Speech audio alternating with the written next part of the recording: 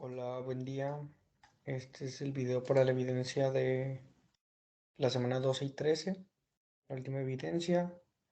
Quisiera empezar hablando pues sobre el tema 12, que creo que es muy importante, pero igual es algo que a través del semestre hemos estado viendo, aprendiendo y diferenciando, porque el capítulo 12 o el equipo 12 que expuso esta parte nos habla de las leyes en materia de propiedad intelectual, que es la materia, las leyes y qué rigen cada una de ellas y por quién son regidas en este caso. Nos habla de la ley de propiedad industrial, la ley federal de derechos de autor y la ley federal de variedades vegetales. Entonces, pues yendo en orden, entendemos o nos vamos a ir hacia la propiedad industrial, la ley de propiedad industrial, que esta tiene un instituto, que sería el Instituto Mexicano de la Propiedad Industrial, que es el INPI, cual ya hemos estado viendo. Un dato que se habla particularmente en esta exposición del equipo, es que es un organismo público descentralizado y este se debe a la Secretaría de Economía. Básicamente es como para entender lo que vendría siendo la parte de la propiedad industrial. Luego entramos a la Ley Federal de Derechos de Autor. En los derechos de autor existe otro instituto, no es el mismo, que como lo hemos visto en el semestre, pues es el Instituto Nacional de Derecho de Autor. Aquí también se menciona algo similar al anterior, pero pues no son lo mismo. Vendría siendo un órgano público desconcentrado y tiene pues, relación con la Secretaría de Educación. Entonces ya entendemos que son dos diferentes, uno propiedad industrial, otro derechos de autor, uno en el INPI, otro en el INDAUTOR, uno es un organismo público descentralizado, otro es un órgano público desconcentrado, y uno está para la Secretaría de Economía y uno para la Secretaría de Educación. Por último, yendo a la parte de las variedades vegetales, pues no existe un instituto, sino que directamente tiene que ver con la Zagarpa. Esto fue un dato curioso desde que lo vimos, porque pues ninguno se imaginó que existiera pues esta ley de las variedades vegetales como algo de propiedad intelectual. O sea, entendíamos que a lo mejor sí había modificaciones, pero no como para ser registrado, y mucho menos que tenía que ver la Zagarpa. Luego también en esta exposición se hablaba de pues dónde estaba sustentado, por así decirlo, las partes estas del INPI, del INDAUTOR, que eran, si no me falla, el 45, artículo 45 y el artículo 17, donde se hablaba en el 45, es el de los organismos descentralizados, y en el 17 el de los órganos desconcentrados, INPI e INDAUTOR, en orden. También pues nos hablaban de más o menos lo que vendría siendo las actividades o las funciones y atribuciones que tiene cada uno de estos organismos, el INPI y el INDAUTOR. Eh, nos va, nos van guiando sobre lo que hacen, las facultades que tienen y cómo se va sustentando en cuanto a las leyes, y en cuanto o sea, a la propia ley, la de propiedad industrial, la de derechos de autor. Y luego nos menciona también algunas atribuciones para la ley de variedades vegetales. Estas eran menos, creo que solo nos hablaban particularmente de un artículo. Era, no sé si el 3.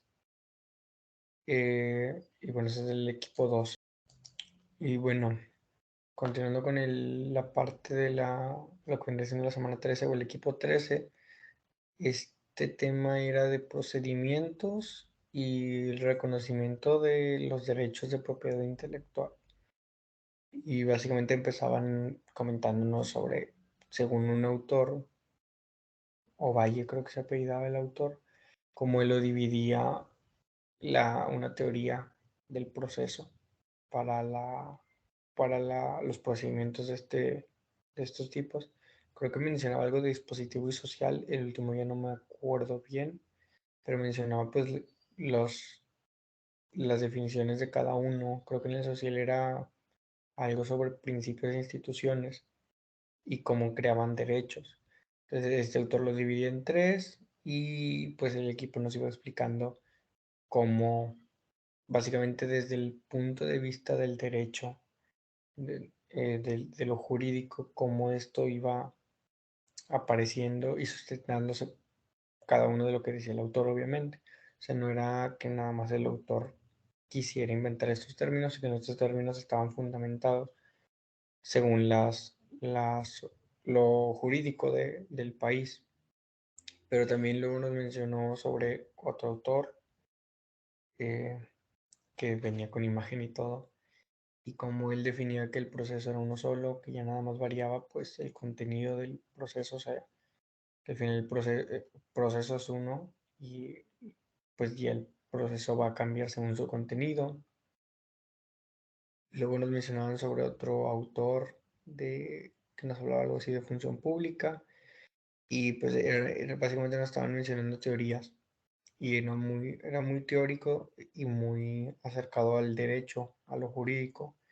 Luego ya nos mencionaban los procedimientos administrativos, los puramente administrativos, los administrativos de impugnación, que estos venían siendo del derecho procesal, eh, el cual tenían resoluciones administrativas, jurisdiccionales, y luego sobre los procedimientos de impugnación nos mencionaba que se dividía en dos, que era recurso administrativo y juicio administrativo.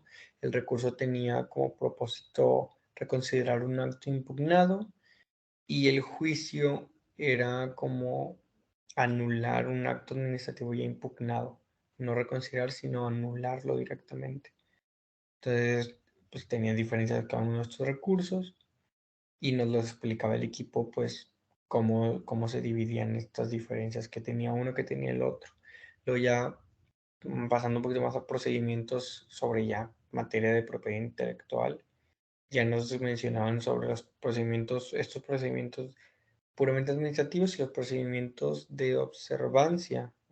Creo que sí era de observancia. Los primeros creaban o reconocían derechos de propiedad intelectual, segundos eran procedimientos para impugnar. Y estos eran, creo que, de carácter civil o penal. Y ya después los procedimientos de cómo se creaban los derechos se sustentaban en ciertos artículos, la obtención de patentes, cómo funcionaba la solicitud ante el INPI en el caso de la propiedad industrial y cómo iba paso por paso hasta llegar a la revisión y luego ya que se registre. Luego estaba el registro de marcas y básicamente nos explicaban los procedimientos de cómo se reconocía para lo que viene siendo la propiedad industrial y luego para lo que viene siendo la del indautor, la ley federal de derecho de autor en el indautor. Y de esto pues estuvo hablando el equipo y pues sería